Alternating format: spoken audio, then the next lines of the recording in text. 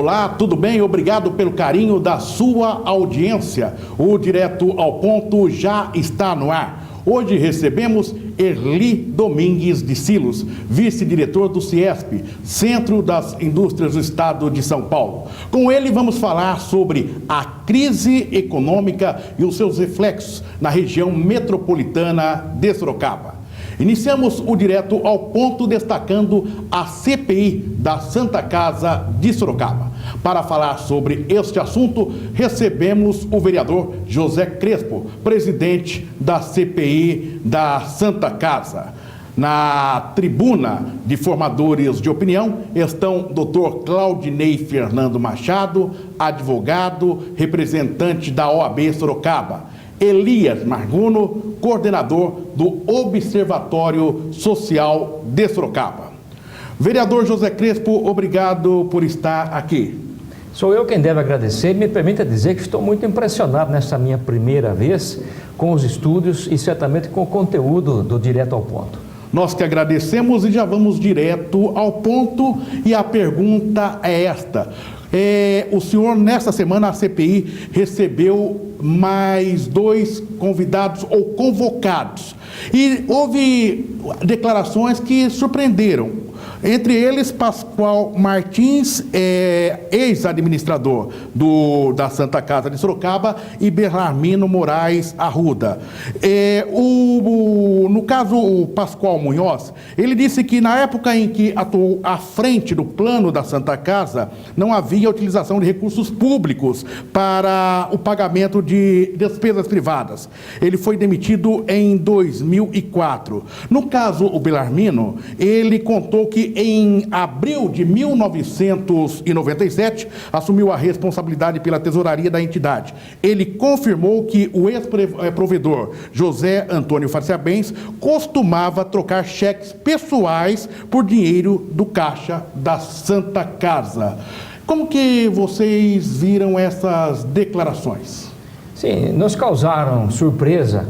Mas nós sabíamos que estes depoentes, como trabalharam na Santa Casa durante muitos e muitos anos, tinham de fato conhecimento de muitas irregularidades que aconteceram, se não tanto no seu tempo, até porque os dois começaram a perceber coisas estranhas na administração do provedor José Antônio Farciabens, acreditaram que fossem falhas, acusaram as falhas e foram demitidos. E dali para frente, infelizmente, os desvios começaram a aumentar e continuaram até recentemente. Vereador Crespo, na atualidade, já há como apresentar aí a culpabilidade? A CPI já vê de fato que houve irregularidades durante esse processo na administração da Santa Casa? As irregularidades, eu creio que já todos sabem, porque o relatório da auditoria contratada pela Prefeitura já foi divulgado. Aliás, o prefeito municipal, Panunzio, ficou ele também tão indignado com aquele conteúdo que em dezembro de 2014 ele mesmo já divulgou. É a partir de lá que tanto a CPI quanto a Polícia Civil estamos trabalhando em paralelo.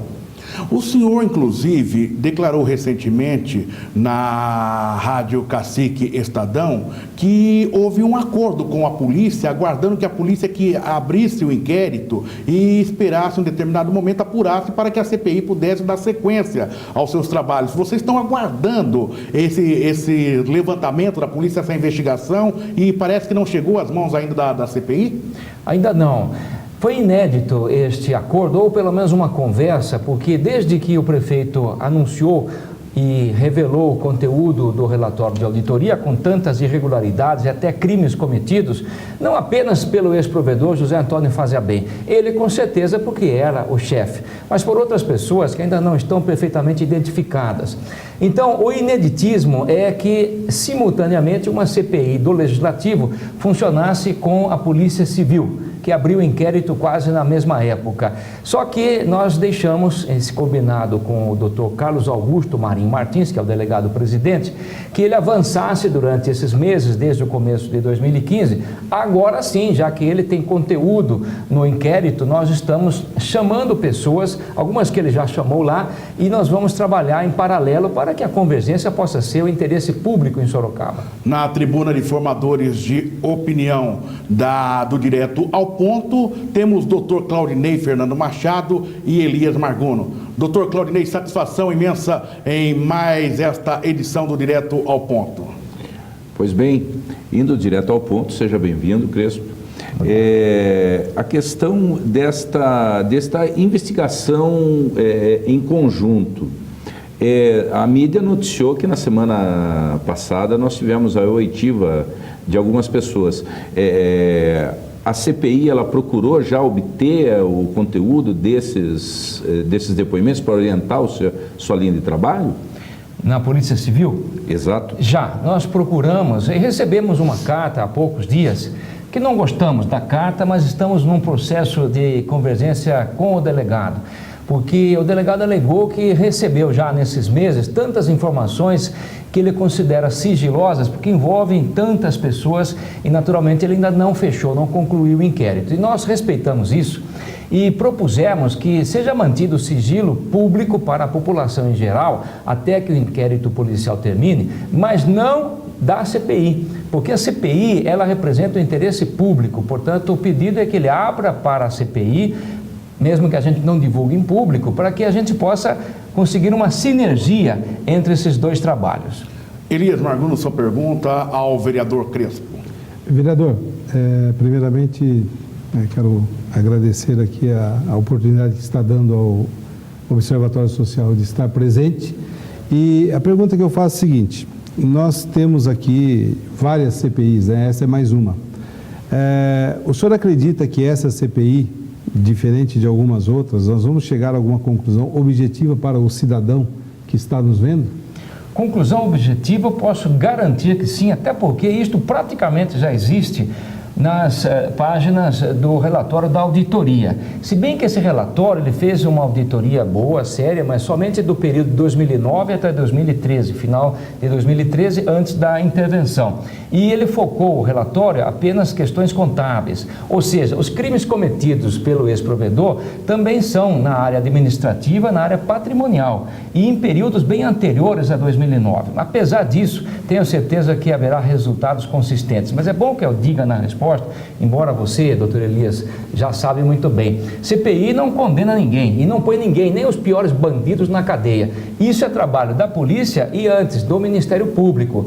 Infelizmente o Ministério Público em Sorocaba está deixando muito a desejar. Eu não posso garantir que ele vai fazer a parte dele. Vereador Crespo, na sua fala, a interpretação que dá que por todo esse processo, em se confirmando, o único culpado seria o ex-provedor. Pelo menos é o que transmite na sua fala. De fato, vocês trabalham nesta linha ou teria aí outras pessoas, um grupo envolvido nesse processo? Com certeza, ninguém cometeria tantos desvios, superfaturamentos, até patrimoniais, pelo que se já sabe, sozinho. É uma quadrilha, a palavra é forte, infelizmente, mas já foi utilizada e com propriedade. Há outros nomes que já foram levantados. Estes, minha ética pessoal não permite revelar, mas já são do conhecimento do delegado de polícia e, a bom termo, serão revelados publicamente. O chefe da quadrilha que atuou na Santa Casa, obviamente, é o ex-provedor José Antônio Faziabem. Isso não é segredo, todo mundo já sabe. Infelizmente, demoramos para perceber, mas é uma verdade. Doutor Claudinei Fernando Machado? Nessa linha, prefeito, desculpa, quem sabe, né? Mas, vereador Crespo, nós temos aí, após o trabalho da CPI e da requisição, nós vemos melhorias no atendimento clínico da Santa Casa à população? A sua pergunta é ótima. Com certeza já houve muitas melhorias, houve outras CPIs, estas da saúde, procurando a análise clínica e que percebeu de 2 anos para cá que houve muitas melhorias, especialmente depois da intervenção. Agora, o atendimento ainda não está o ideal, com certeza não. Possivelmente, o ex-provedor, na sua defesa, quando chegar aquele momento, vai alegar algo semelhante. No sentido de que todas as santas casas do país têm essas dificuldades e que problemas continuaram até depois do que ele saiu, mas que houve melhor e pelo menos a honestidade passou a prevalecer, já se sabe. Vereador Crespo, se fala nesse momento, aponta os problemas, mas nós sabemos que houve um repasse de verbas. Se esse repasse de verbas aconteceu, é fato, nós sabemos que foi a Prefeitura de Sorocaba. A Prefeitura de Sorocaba não fiscalizou durante todo esse período a Câmara de Sorocaba. Onde estava? Você tem razão como bom analista, não houve fiscalização nenhuma. O meu gabinete, eu digo isto, não é a CPI, já está preparando uma ação popular contra o ex-prefeito Vitor Lippe, porque já se sabe, esses anos que você mencionou, 2004, quando o Pascoal saiu, 2005, o Bellarmino, foi de lá para cá, o que coincidiu com o governo Vitor Lippe, é que essa quadrilha passou a atuar e desviar recursos públicos, portanto, caberá uma ação popular por omissão na fiscalização pública das verbas que lá foram destinadas. Elias, sua pergunta? A minha pergunta é exatamente o que você acabou de fazer e foi ótimo, porque nós como cidadãos e o povo em geral, ele quer saber exatamente quem será responsabilizado de não ter fiscalizado o dinheiro do município. Com certeza a Prefeitura Municipal, a partir do ano em que esses desvios patrimoniais e outros com dinheiro público se avolumaram. Nós já temos certeza que de 2005 para diante, sim. Antes, ainda depende de mais estudos. Vereador Crespo, presidente da CPI da Santa Casa, olhe para esta câmera A3, nossa câmera 3, e diga tudo para o nosso telespectador, que até agora a sociedade não sabe ainda a respeito da Santa Casa. O senhor tem 1 minuto e meio. Não há muito que eu possa ou deva dizer agora, porque nós estamos investigando. É preciso cuidado que antes que uma CPI termine, não deve ficar antecipando, seria leviandade. Mas eu peço a você que participe. Nas próximas semanas, todas as terças-feiras, a partir das 14 horas, teremos oitivas na Câmara Municipal. Dr. Francisco Fernandes, que é o atual secretário, ele estará na próxima terça-feira e assim por diante. É uma forma de você participar e se você sabe de alguma coisa ou tem alguma crítica a fazer, se manifeste. Isso é democracia. Vereador José Crespo, foi um prazer tê-lo conosco aqui no Direto ao Ponto. Eu que agradeço, realmente fiquei impressionado. Sorocaba está de parabéns por uma produção como esta, de qualidade, e com esses formadores de opinião, pessoas como o Dr. Eli, que vai me suceder. Eu estou saindo daqui como cidadão orgulhoso, não só da participação, mas de conhecer o empreendimento deste porte. Parabéns. Obrigado, nós que agradecemos. Conversamos no Direto ao Ponto com o vereador José Crespo, ele que é presidente da CPI da Santa Casa, que vem apurando indícios de irregularidade e automaticamente, quando sai o relatório, vereador Crespo? Nosso prazo, se ela não for recriada, é final de junho, mas se for há uma questão ligada à quebra do sigilo, isso poderá fazer com que leve mais alguns meses. Ok, vamos acompanhar e automaticamente o nosso telespectador será informado. O Direto ao Ponto vai para o intervalo e voltamos na sequência. Até lá.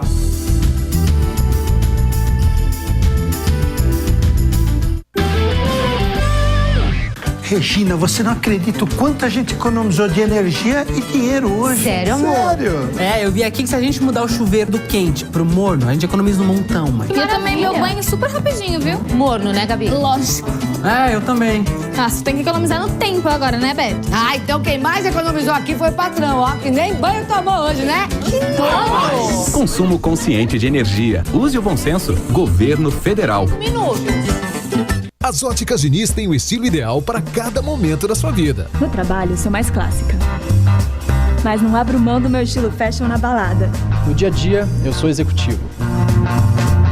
Mas não vejo a hora de chegar ao final de semana para curtir meu esporte favorito. Na promoção Qual Óculos é a Sua Cara das Óticas Diniz, você troca seus óculos velho ou quebrado e ganha R$100 de desconto na compra de um novo. Você pode ter vários estilos e encontrar todos nas Óticas Diniz, a maior rede de óticas do Brasil.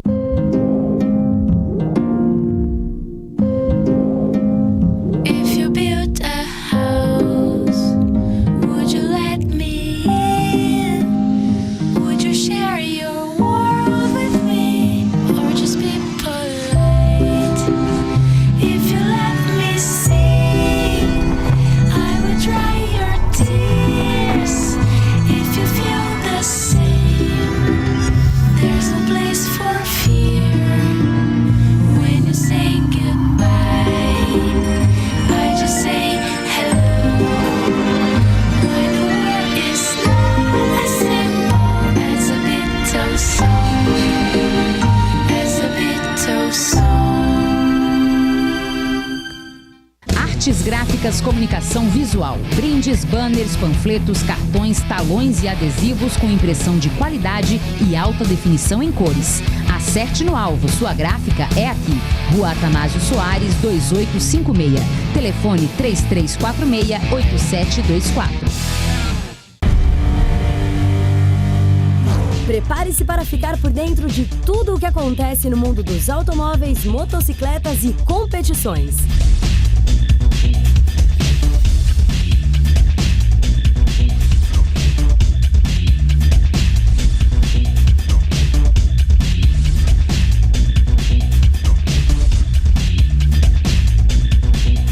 Automais, o seu programa de automóveis aqui na TVR.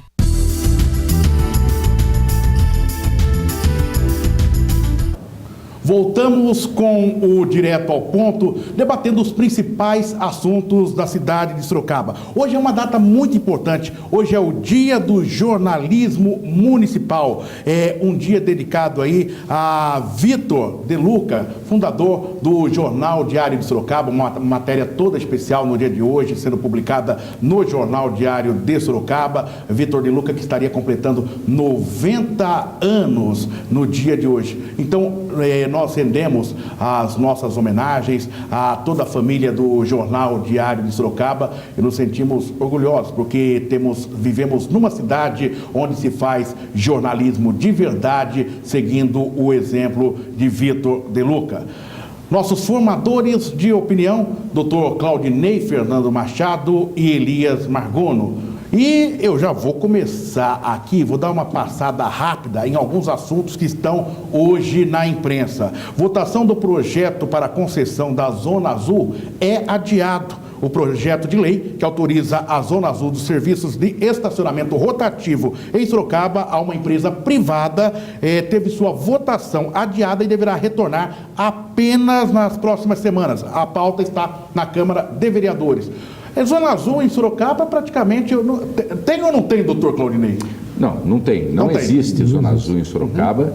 É assim, existe muitas vezes para aplicar multa e para deixar o usuário de Sorocaba refém daquelas pessoas que, aspas, trabalham com esse tipo de situação. Sorocaba, as ruas de Sorocaba está devidamente loteada por pessoas que exercem essa atividade, enquanto esse projeto dorme em berço esplêndido na Câmara Municipal, e a gente devia tomar um pouquinho de aula aí com cidades como, por exemplo, Rio Claro, que já de muitos anos já trabalha nesse sistema. Elias, como vê essa questão da Zona Azul? A Zona Azul, como o doutor Claudinei disse, é o seguinte, está loteado Sorocaba. Mesmo havendo um projeto... Você fala de loteado por quem? Não, loteado é o seguinte, é interesse particular aqui, interesse particular ali, não sei se... Sim, doutor. O grande problema é que existem pessoas... muitas vezes assim, existem pessoas honestas e trabalhadoras revendendo, comprando os talõezinhos e revendendo por um preço módico. Sim. Agora, tem muita gente trabalhando, extorquindo as pessoas, os usuários do sistema em Sorocaba. Elias, isso que o doutor Claudinei acabou de dizer é o seguinte, a extorsão se dá nas pequenas coisas, que nós chamamos de a escola da corrupção. Quando o cidadão fala assim, você vai deixar o carro aí, não precisa colocar, depois você me paga. Ele está pagando por fora. Então aí já é a grande irregularidade. Agora, mesmo na legalidade, que é o projeto, sim, nós temos que ver o seguinte, se esse projeto não é para beneficiar um grupinho aqui, um grupo ali... Uma outra empresa, outra empresa, como se tem feito nas questões de várias terceirizações no município. Olha, uma outra questão, custo de obras atrasadas do Hospital Regional de Sorocaba sobe 25 milhões de reais. Eu pensei que era 25 mil, estou certo mesmo? 25 milhões. Agora, o que mais deixa causa revolta, aliás, é o seguinte, o hospital não saiu do papel e o custo dele já aumentou em 25 milhões.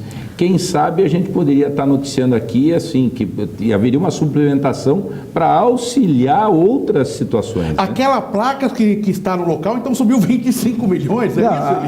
O que acontece com o governo do estado de São Paulo é uma piada. Ele lança projetos como a estrada para o asfalto Pirapora, que até agora não terminou. Esse é mais uma obra que ele anuncia, faz propaganda, vem tomar café aqui em Sorocaba, o governador. E a pergunta que eu faço é a seguinte, governador, um projeto dessa natureza não deveria ter um projeto detalhado, com custo, que é como se faz na iniciativa privada. Nós detalhamos tudo. Por que o governo não detalha? Será que é para poder acertar o valor final? Essa que é a jogada que nós fazemos. Você faz uma pergunta para o governador e para o prefeito Antônio Carlos Panunzio. Não, mas a obra é do Estado.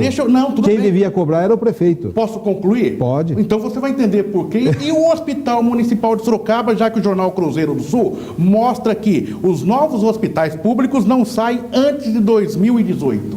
Nós temos um hospital que foi prometido. Mas não sai porque está se discutindo política em detrimento do cidadão. Ou seja, não sai o municipal porque foi uma ideia de um outro partido. É exatamente por isso que não sai. Agora, o prefeito é o gerente da cidade. Ele tem que ver o seguinte, o cidadão, que é o importante, não é o partido A e nem o partido B. E isso, lamentavelmente, o nosso prefeito Panunzio, estou falando como cidadão, ele está interpretando isso politicamente. Mas, doutor Claudinei, vamos só pontuar essa questão aqui. Foi uma iniciativa do Partido dos Trabalhadores, posterior, o prefeito Antônio Carlos Panunzio abraçou essa causa, colocou na sua proposta de campanha eleitoral e agora a população acreditou nessa proposta e agora aguarda-se. O grande problema, Oliveira, é que, assim, sem querer levar a discussão para uma situação partidária, mas infelizmente é o que se aparenta. O que causa muita estranheza é que o PSDB já governa o estado de São Paulo já de muito tempo, Sorocaba já vem dentro do governo do PSDB há muito tempo e parece que o cidadão sorocabano é um cidadão de segunda classe para o senhor governador. Uma outra questão, gosta de andar de bicicleta, doutor Claudinei? Eu gosto. Já anda agora ou não? Gosto. E você, Elias? Ultimamente eu tenho andado mais de motocicleta. Eu já andei, deveria voltar a andar. Como que a bicicleta se sente, hein? Eu fico dó da bicicleta. Se a bicicleta falasse. Mas, por outro lado, doutor Claudinei, a Polícia Civil investiga um rolezinho de bike organizado por jovens que invadiram um terminal, ou seja, o terminal Santo Antônio, no final de semana, na cidade de Sorocaba. Como você vê essa movimentação dos jovens? Oliveira, é preocupante. A impressão que se tem é que iniciativas de organizar um passeio, seja ele de bicicleta, seja ele motociclístico ou de carro, não tem importância organizar. Só que uma coisa que precisa ser pontuada e ensinada para o jovem é que o meu direito termina quando começa o direito do próximo. Então, é isso que precisa ser esclarecido. Elias. Essa questão ela vem em vários setores, é igual. Então, o que ocorre? Nós temos que trabalhar o jovem hoje, esse jovem que não faz diferença de passar a mão numa bicicleta ou menor ainda de um brinquedo de uma outra criança na própria escola. Então, esse é o papel da educação. E nesse papel da educação é onde nós estamos conversando hoje com várias entidades da cidade sobre o movimento Área Livre de Corrupção, que é o seguinte, não é área livre de corrupção dos políticos, é o cidadão que tem que começar a orientar em casa, na escola, e temos que levar essa educação a essa criançada que está aí. Se nós não fizermos isso, nós vamos ter rolê de tudo que é tipo. Neste bloco recebemos Erli Silos, ele que é vice-diretor do CIESP, Centro das Indústrias do Estado de São Paulo. Com ele, vamos falar sobre a crise econômica e os seus reflexos na região metropolitana de Sorocaba. Erli Domingues de Silos. Obrigado por estar aqui, Erli. Obrigado, Oliveira. Boa tarde a todos. Boa tarde, Elias. Boa tarde, Claudinei. Satisfação imensa tê-lo conosco aqui nos estúdios do Direto ao Ponto. Erli, vamos já falar, vamos focalizar a cidade de Sorocaba, a região metropolitana. Essa sensação de crise, vou usar a palavra sensação de crise, porque nós ouvimos alguns setores dizendo que nós temos uma crise psicológica. Eu tenho horas que eu bato no meu bolso e falo, mas não tem dinheiro, que loucura, que loucura é essa? As contas, o dinheiro não dá para tudo que a gente está pensando. É psicológico? Não é? Realmente a crise chegou? Qual é a realidade que a indústria vive hoje no Brasil e na região metropolitana de Sorocaba? Realmente, acho que principalmente o o governo, de modo geral, acaba colocando que é uma crise psicológica, é uma crise que não existente, que está tudo uma maravilha. E o fato é que isso daí realmente está afetando o bolso do trabalhador, o bolso da dona de casa que vai comprar, o trabalhador que está perdendo o seu emprego. Então nós temos aí, para a gente falar depois sobre a região metropolitana e falar sobre Sorocaba, falar sobre o contexto do Brasil. Nós temos aí o último dado do IBGE, onde o último trimestre de 2014 nós estávamos com desemprego de 6,5% geral no Brasil. Primeiro trimestre agora de 2015 foi para 7,9%, ou seja, subiu 1,4% de nível de desemprego. Então, obviamente que isso daqui afeta muito o trabalhador, não é psicológico, isso daqui são desemprego que realmente está afetando o trabalhador, ele está perdendo o seu emprego e muitos deles ainda recebendo sua bolsa salário, bolsa desemprego. E quando ele terminar essa bolsa desemprego, vai afetar, ele não vai ter dinheiro para ir no supermercado, vai deixar de comprar, vai afetar outros setores, como construção civil, comércio, etc. Doutor Claudinei Fernando Machado, já abro para os nossos formadores de opinião. A questão do desemprego não seria...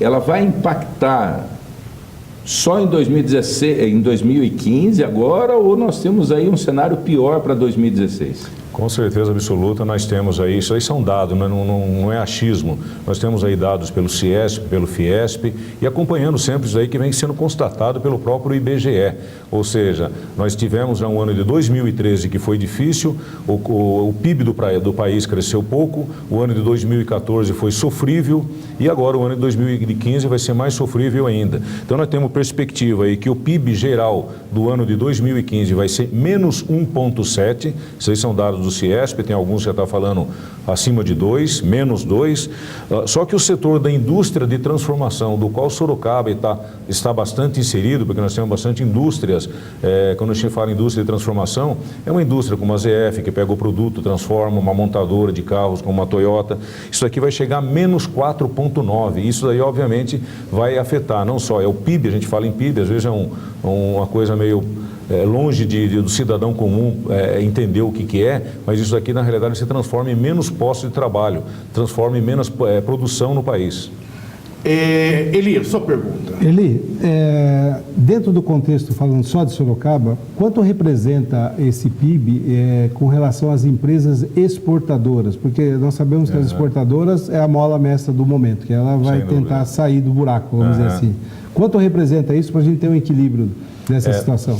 Na Sorocaba, principalmente, a gente fala em região metropolitana, mas Sorocaba representa aí 68%, 70% de toda a região metropolitana no setor industrial.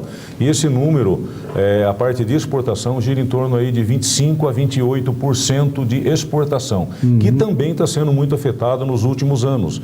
Você vai falar, mas o câmbio agora, o dólar está 3,20, 3,30, já está bom para exportar.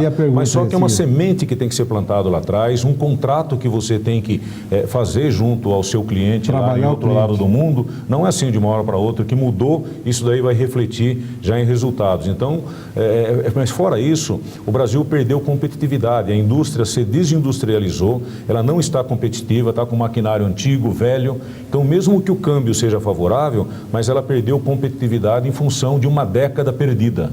Eli, dentro de uma linha do tempo, qual foi dentro dessa linha do tempo, o momento que a indústria percebeu que o Brasil teve uma situação semelhante como essa que estamos vivendo na atualidade? Acho que é interessante você falar a linha do tempo aí. Nós tivemos uma participação da indústria, vamos falar sobre a indústria, que de um modo geral é o setor que eu estou mais envolvido, é um setor que movimenta a economia. Se você pegar o crescimento do PIB de todos os países industrializados, o PIB foi bem porque a indústria foi bem, ou seja, a indústria é um carro-chefe da melhoria do emprego, da melhoria da qualidade de vida, não só da indústria automotiva, mas a indústria de agronegócios, ou seja, tudo isso daí move. Então nós tivemos no ano de 2004, a indústria tinha 17,9% de participação no PIB geral. 2004. 10 anos depois, em 2014, esse número caiu para 10,9%. São dados oficiais do IBGE que saiu agora essa semana. Nós perdemos 7 pontos numa década. Daqui a pouco você volta, Erli Silos, ele que é o vice-diretor do CIESP, Centro das Indústrias do Estado de São Paulo, conversando conosco, analisando este cenário que temos no Brasil e na região metropolitana de Sorocaba. O Direto ao Ponto vai para o intervalo e voltamos na sequência conversando com Erli Silos. Até já!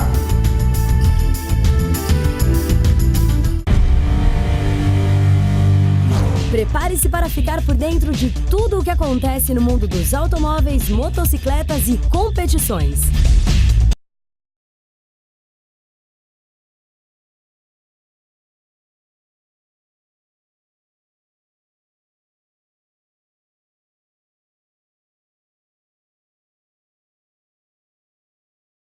Automais, o seu programa de automóveis aqui na TVR.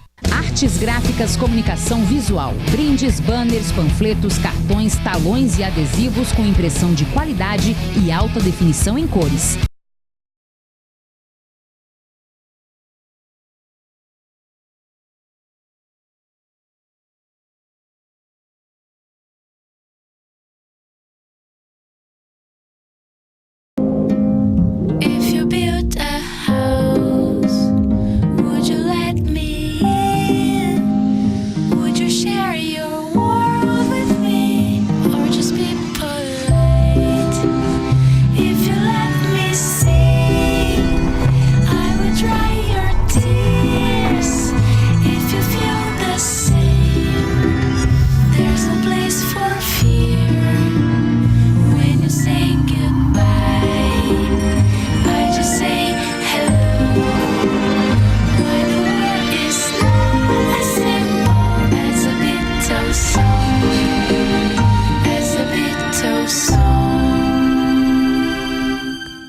As óticas Diniz têm o estilo ideal para cada momento da sua vida. No trabalho, sou mais clássica.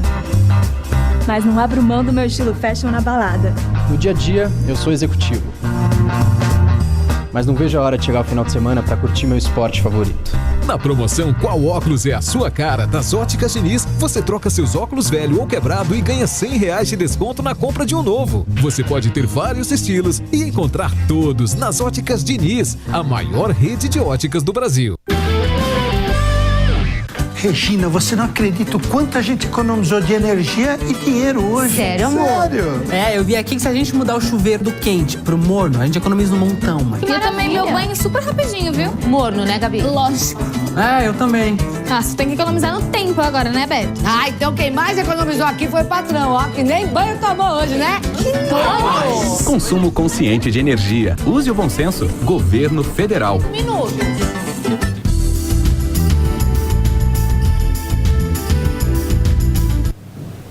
Olá, voltamos com o Direto ao Ponto. No primeiro bloco do Direto ao Ponto, nós recebemos o vereador José Crespo. José Crespo falou sobre a CPI da Santa Casa de Sorocaba. Neste bloco, nós estamos recebendo com grande satisfação o Erli Silos, ele que é vice-diretor do CIESP, Centro das Indústrias do Estado de São Paulo. O nosso dia a dia aqui, o meu, dos formadores de opinião, é o rádio.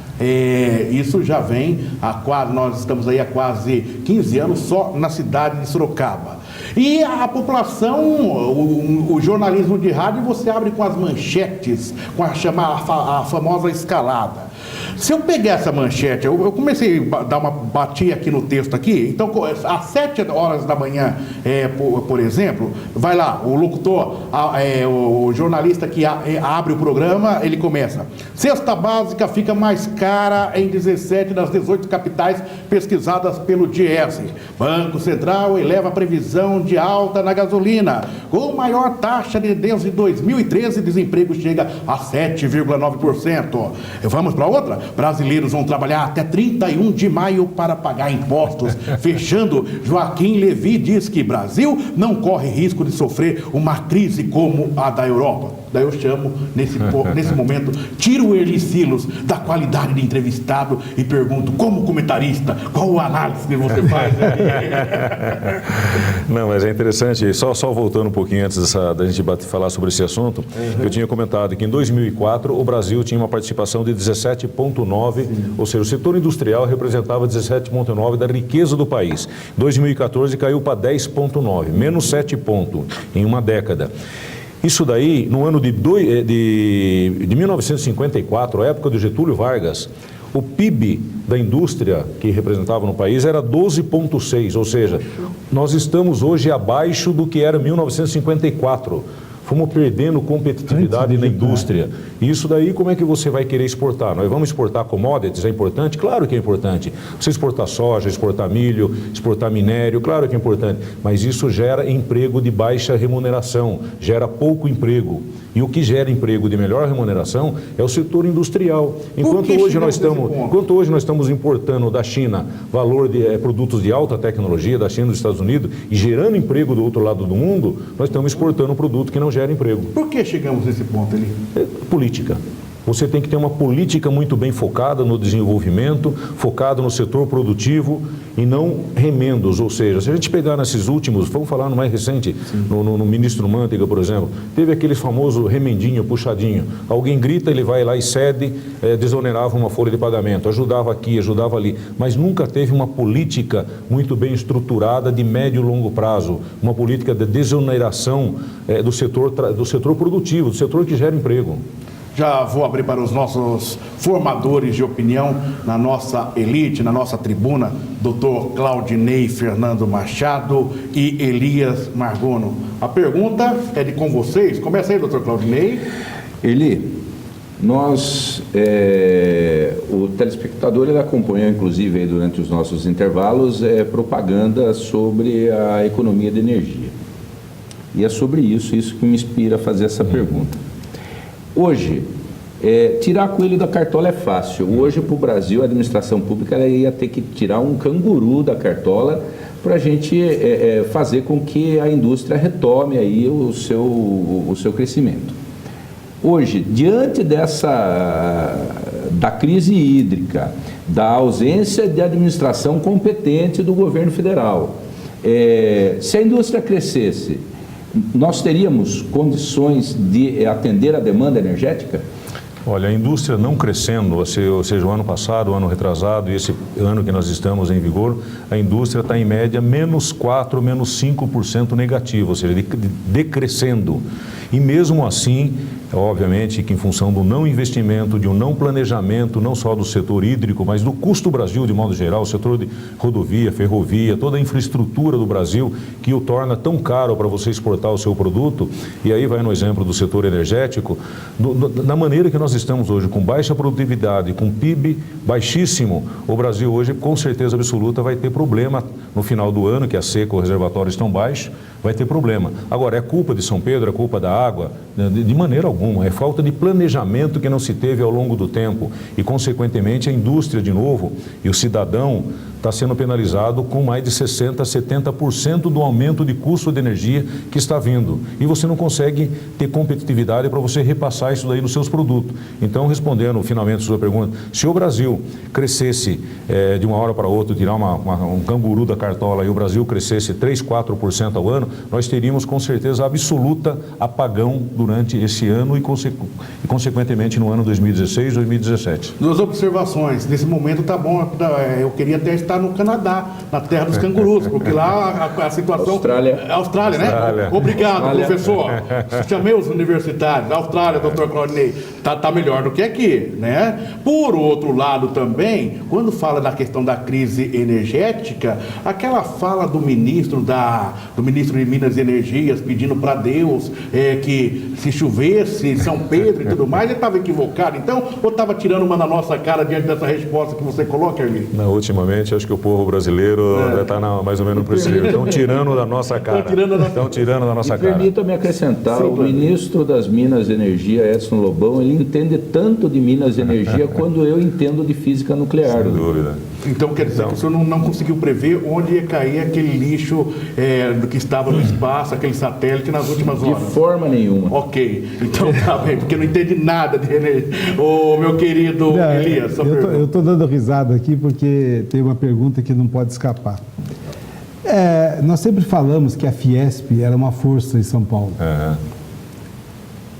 A questão que eu coloco é a seguinte: nós colocamos isso no Observatório Social, que é uma entidade apartidária. Por isso, se nós vamos olhar o órgão público, nós não podemos estar lá dentro. Essa situação do representante maior da Fiesp ser hoje um político, ter sido político, candidato a governador, ele não perde com isso a força que tem os empresários, porque você disse bem uma coisa aqui que é responsabilidade, é uma situação política, nós estamos vivendo uma situação que, se caminhar para crescer, viramos calamidade. Então, eu pergunto o seguinte: não seria importante para a Fiesp voltar a ser a Fiesp forte, batalhadora, e não se envolver com a política, mas fazer a política para as empresas? É uma crítica que você faz? Não é uma constatação. Não, é uma constatação porque existem nomes, não vou citar nomes, mas existem nomes e nós tivemos no passado uma Fiesp forte. A pergunta que eu faço é a seguinte: cadê os homens de bem da Fiesp? Você está colocando o Erli no... Não estou colocando. Não, ele é da Ciesp, que é um braço, e ele sabe o que eu estou dizendo. E eu também sou empresário, eu estou dizendo isso porque eu vejo como empresário que a Fiesp deixou de ser Fiesp e passou a ser um departamento do governo federal. Mas, na realidade, o mesmo presidente da Fiesp também é o presidente da Fiesp, do Ciesp. E, obviamente, que isso aqui foi pontos muito discutido. Nós temos aí no estado de São Paulo 42 regionais, Sorocaba, São José dos Campos, Ribeirão Preto, Campinas, e toda a diretoria regional sempre debateu muito isso daqui para analisar. Isso daí foi colocado pelo presidente Paulo Scaff para analisar se entrava ou não entrava na política, ouvir isso daí de um modo geral. Por que um trabalhador chegou na presidência da República? Porque ele entrou na política. E sempre se coloca lá, para você mudar as leis, mudar as coisas no país, você tem que ter a caneta na mão. A partir do momento que você não tem a caneta na mão, por mais forte que seja uma Federação das Indústrias, Fiesp, que continua sendo forte ainda, está sendo muito, existe, vamos fazer política, na hora que ele se lançou a governador, obviamente que ele se licenciou e trabalhou em cima disso aqui. Saiu da política, ele está trabalhando diretamente no setor produtivo, defendendo os interesses da indústria. Ele está fazendo isso daí e está sendo cobrado por nós também, por todo o setor da Fiesp, do Ciesp, está sendo cobrado. E ele está fazendo isso daí magistralmente. Agora, para chegar lá e mudar alguma coisa no país, mesmo que você seja de uma federação da indústria e você não tiver a caneta na mão para mudar, como o setor político faz, não muda o país. Então, por isso que a indústria analisou muito bem isso aqui e verificou que a indústria também tem que entrar, assim como tem bancada evangélica, tem bancada do setor rural, e fazem mudar as coisas lá. E a indústria sempre ficou se omitindo. Não, quero ficar de fora da política. Eu acho correto, sim, tem que entrar na política. Aliás, o empresário é brasileiro. Sem dúvida. O brasileiro, ele, né? Está representando a sociedade. Mas a questão que eu coloco é o seguinte, é que uma vez que ele se envolveu, ele também passou a ser político momentaneamente. Sim. E momentaneamente ele precisou de dinheiro de campanha também. E ele também está no mesmo pacote de todo mundo. Mas porque... aqui fica claro, né? Mas veja bem, é claro porque foi uma decisão da indústria, dos empresários. Mas a pergunta é a seguinte: será que a história vai dizer para os empresários se eles decidiram certo? Quer concluir? Eu gostaria... Eu acho que a gente vendo tanta lama que está ocorrendo, é justo pensar isso daí. Mas eu acho que não poderemos generalizar todos os políticos brasileiros, não nem falando do setor industrial, não podemos generalizar que todos os deputados que estão lá são bandidos, que têm dificuldade, que todos os governadores são, que todos os presidentes que passaram por lá. Eu acho que nós temos que mudar isso daqui. Eu acho que o Brasil está passando a limpo com tudo isso daqui. Eu acho que nunca na história, pelo menos que eu vivi, foi tanta gente para a cadeia e pessoas de alto nível, de alto calibre. Então eu acho que o Brasil está sendo passado a limpo. É um momento difícil que nós estamos passando, mas eu acho que vai valer a pena.